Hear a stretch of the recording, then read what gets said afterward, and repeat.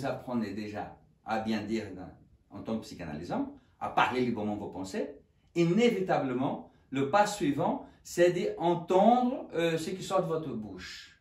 Ensuite, quand vous allez rencontrer le psychanalysant, et inévitablement, vous allez repérer qu'il y a dans ce qui sort de sa bouche quelque chose de vrai ou quelque chose de faux.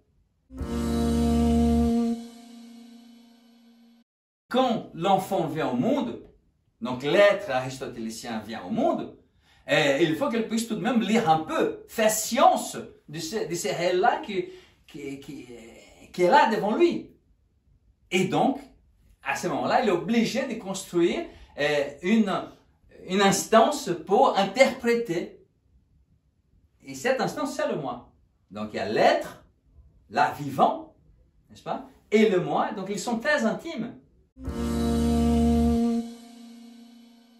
C'est cette spécificité-là, cette radicale spécificité de l'être, que la psychanalyse propose de toi.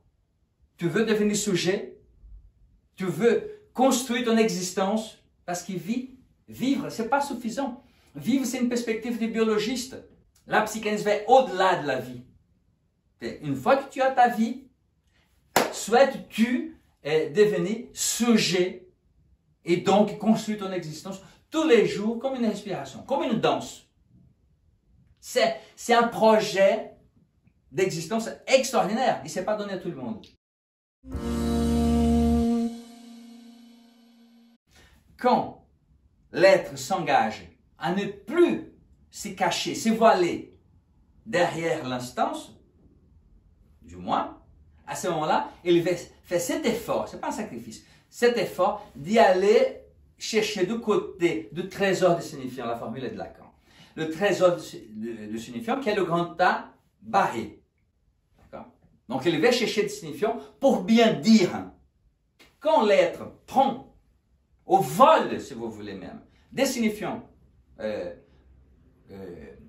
du côté du grand autre barré, il pourra bien dire.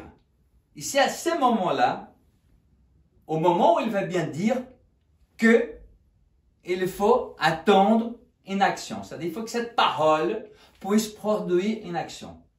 Ce n'est pas parler et rester dans une position ou d'attente ou de négligence vis-à-vis du signifiant qui vient d'être dit, parfois même sorti par l'enclos des dents, comme dit Homère dans l'Iliade.